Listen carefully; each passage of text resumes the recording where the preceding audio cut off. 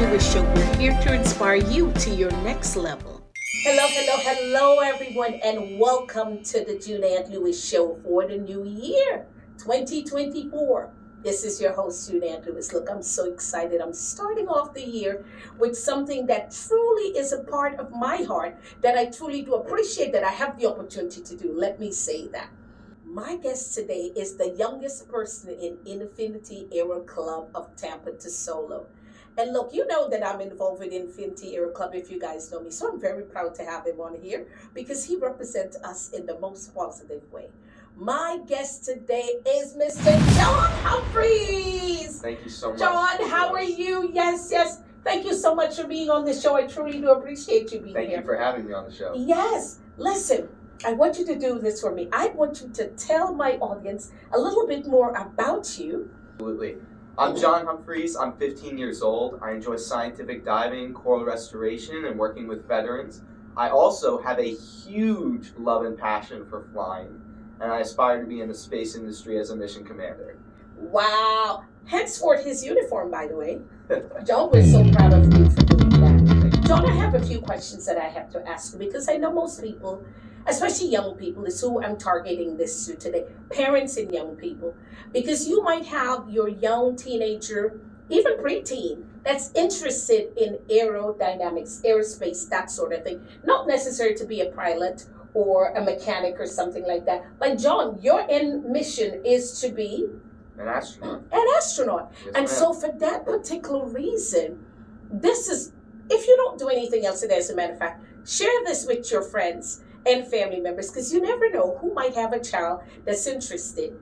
John is with Infinity Era Club. And you started with Infinity Era Club at what age? I started with Infinity Aero Club when I was 13. I met Mr. Ricardo Foster. It's kind of a long and funny story. I met him a long time ago when I was much younger. He was holding a real estate event at his house, and I met him there, and he took me out into his garage, if you can call it, and instead of a car sitting in there, he had a plane. And I was like, "You got a plane sitting in your garage?" And he's like, "Well, of course I do. I live on an airport."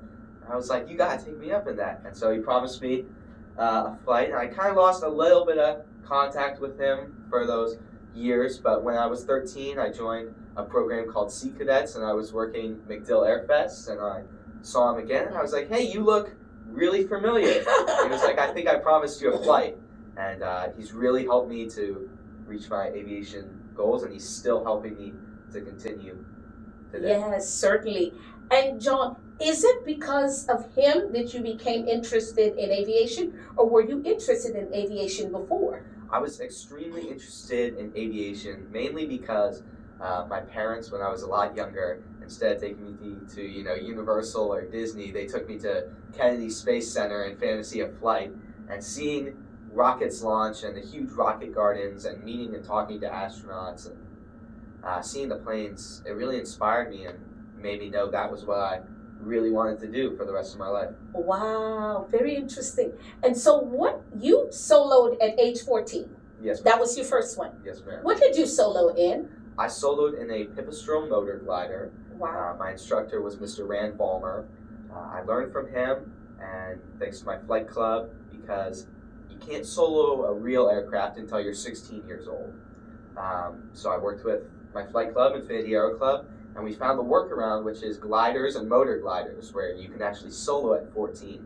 So I worked with Mr. Rand, I had my flight training, and then I actually soloed, which means I flew the aircraft by myself around the airport.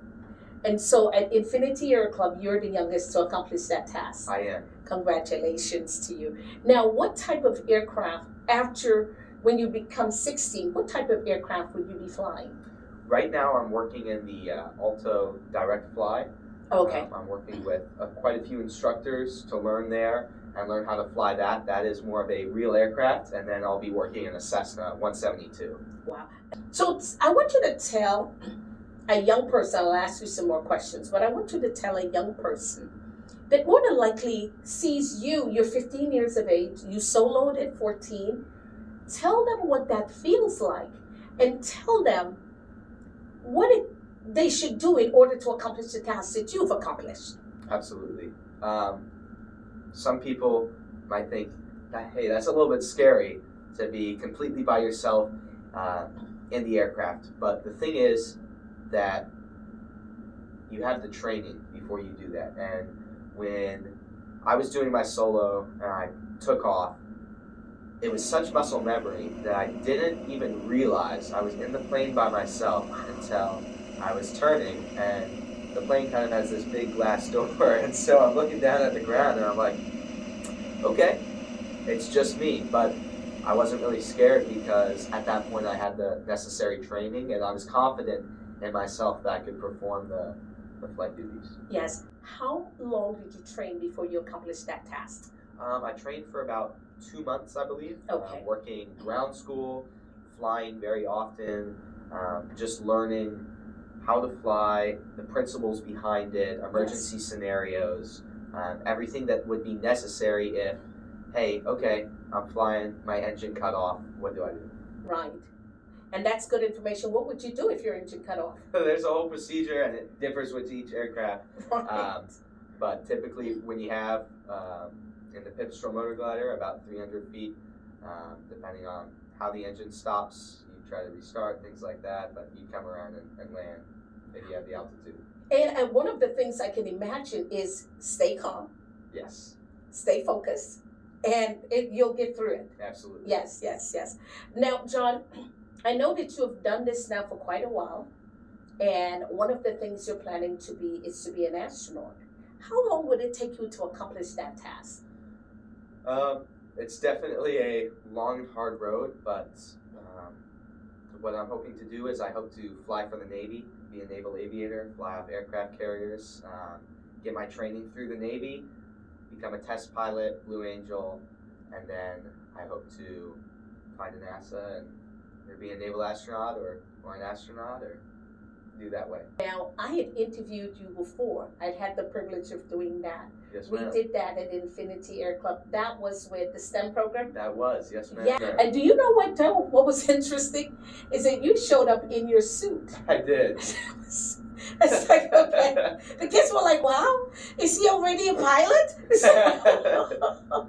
Tell me, as a young man because let me tell you something that I know. I read a book in 1992 called Dress for Success. And that's one of the things I admire that your parents do with you. They teach you how to dress for success, because a lot of people don't realize, including young people, don't realize that you need to dress for success even from a young age. I was laughing. I told your mom, she was on WhatsApp and she had a picture of you in a suit. How old were you in that suit? Probably 8 years old. 8 years old. And I said, you had this boy dressed in a suit, but that's a good thing. John Malloy wrote that book. Way in the 70s, he wrote that book, Dress for Success. And the premise behind that, and I know that your parents know that premise, is literally when people see you dressed professionally, they look at you in a whole different manner. And I truly appreciate the fact that your parents do that with you. Absolutely. Yeah, and I know it's something that even if they're not around, you will do. Yes, ma'am. Because you know the benefit of that. Well, the first impression is the most important. It's the most important impression.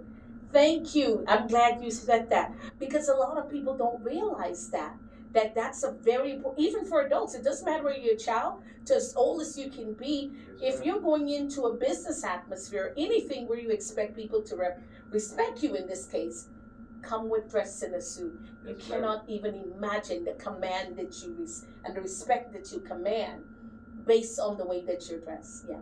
Yes, ma'am. Yeah, and I'm glad that your parents taught you that. Yeah, Absolutely. that's a good one. Yes, Never go wrong with the suit. you can never go. Except for maybe rock climbing, but I've done that too. Listen, do you know that it's been said it's better to be overdressed than underdressed? It is. Yes, ma'am. It's better for you to go someplace dressed in a suit and realize, hey, everybody's here in the jeans and whatever. You can always take off your jacket, take off your tie.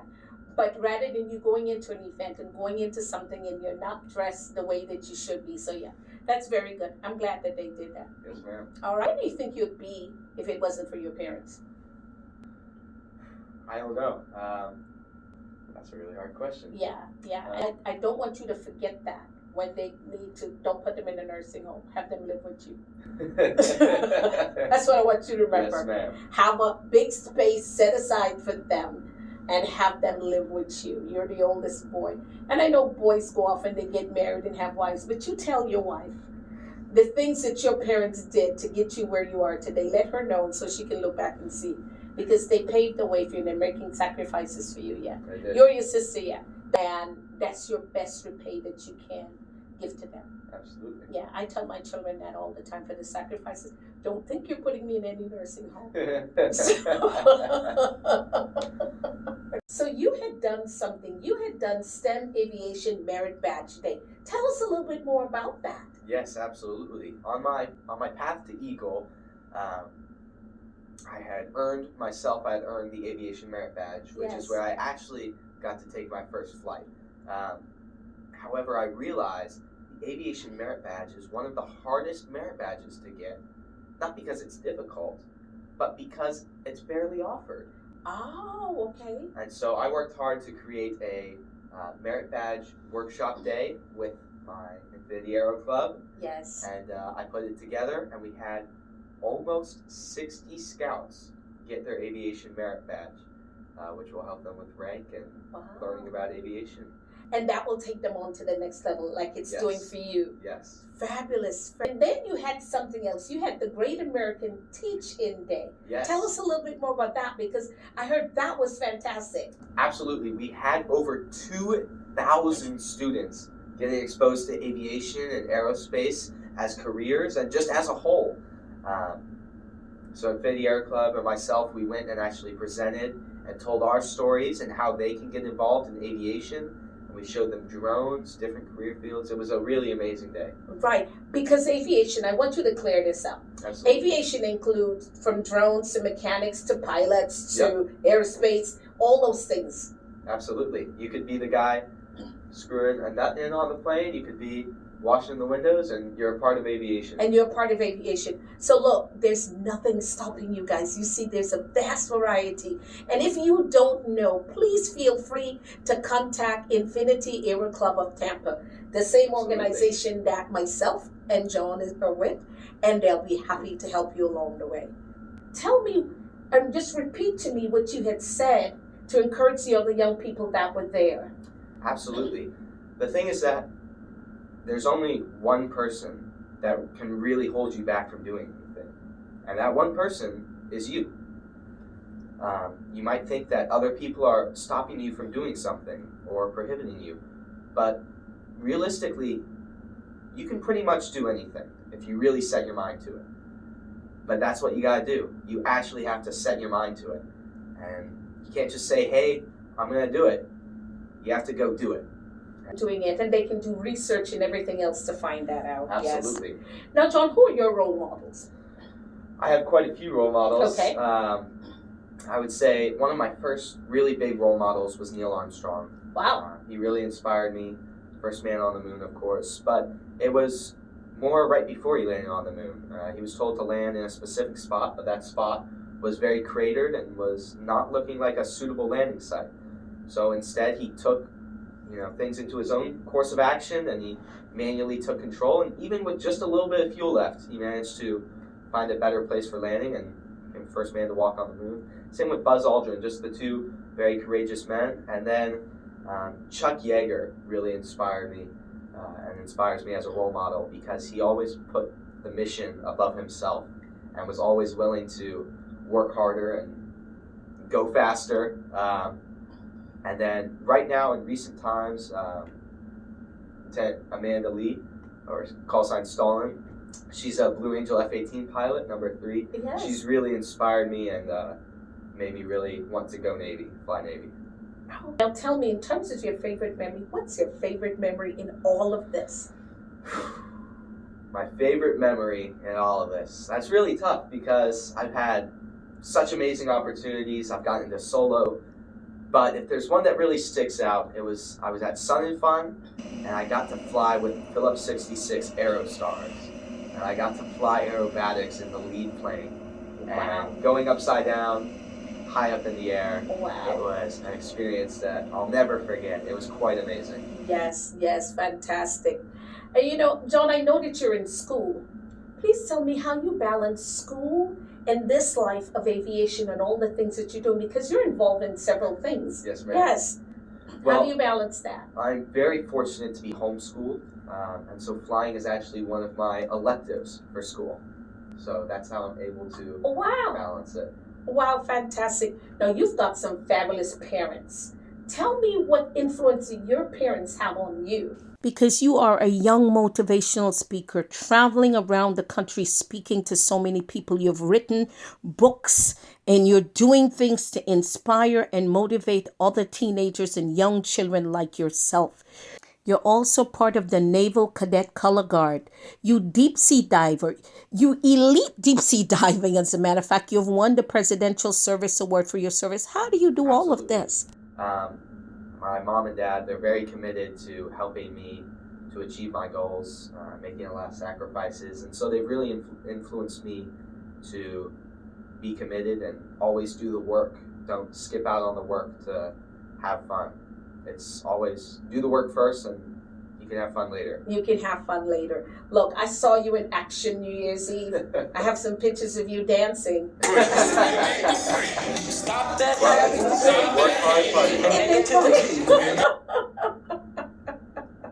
Now, John, you are doing something spectacular that I'm very impressed with. You're about to go to Antarctica. Let's talk about that. Absolutely. What is your goal and why did you choose Antarctica? Absolutely. I've always wanted to go to Antarctica. It's quite just a really completely different place than everywhere else, and it's a lot more susceptible to changes. And we're conducting a lot of research down there already, but we need some baseline data. And so I came across and was offered to go on a scientific expedition to Antarctica with Blue Green Expeditions. Wow. And I'll be scuba diving down there, doing research into phytoplankton, microplankton, microplastics, climate change, biodiversity, sea star wasting disease, invasive species, just a lot of research. Wow. And I'll also be doing my Mastronaut project while I'm down there. I'm so impressed. Now, in order for you to get there, that costs a lot of money. It does. Let's talk about that. How much does it cost for you to get there? It costs $60,000 for me to get there. That includes all of the specialized gear that I'll need, both scuba, on land, and scientific gear, and the cost of actual travel, lodging, and everything encompassing that. Right. And it's definitely going to take quite a village for me. A village for us to get you there. Yes, ma'am. And I want to say, as somebody who knows John personally, I want to say this young man has an opportunity to go somewhere and to do something that can help all of us in the interim in the world, right? Yeah. So if you're out there and you want to help see this young man who is very ambitious, listen, John had aviation on his mind since he was a young child. He told you the people that he looked up to. I want you to do this. John, you've got an organization, a GoFundMe. I do. Please tell me that organization and the GoFundMe actually, the account, so that we can share it with people. And please to reach out and help this young man to accomplish his goal. Because it takes a village to raise a child. And you and each and every one of you out there, if you can send a child to do something that can change the world and help to change us as a society, please do take that opportunity. John, please do that. Absolutely. Well, please feel free to donate or share my GoFundMe, which is at www.amazingjohnjohn.com. I'm also keeping a blog and a vlog up there with updates about my journey to Antarctica and what I'm doing in terms of preparation to actually get there. And it is a lot of prep work and hard work, and I'm doing it. Yes. And when will you be able to go? I'm going on February 17th. Of 2024? Yes, ma'am. So we need to get action in doing Yes, that. ma'am. Yes. Yes, ma'am. $1,000. But if 6,000 people donate $10, I'm down there. Wow. If 6,000 people donate $10, which means it's not going to cost you a lot, he can get to go. Let's do what we have to do to take this ambitious young man to the next level. You know what I believe about John, and I told him this. And John, I believe that you might have that in mind. Are you planning to run for president? I think so. Hopefully. If I have your vote. Future president. And the first time he met me, he told me that as well. If he had my vote. And I will vote for him because for what I've seen of John's parents and his mom, I'm very impressed with her. Nicole and John, I'm very impressed with you as well. I can tell you that these are people that we can make an investment with. John, thank you so much for being on this show. Thank you very much. Yes. And I want to say, listen, remember I talked about living wealthy always is a mindset? This young man has got a living wealthy mindset, because even though he hasn't accomplished it yet, he envisioned himself and he can see himself accomplishing the goal. That's what I talk about. So guys, remember what I said, it is a mindset. And guys, I appreciate you. Thank you so much for watching. Happy New Year to you and your family. Yes. Thank you. Bye-bye.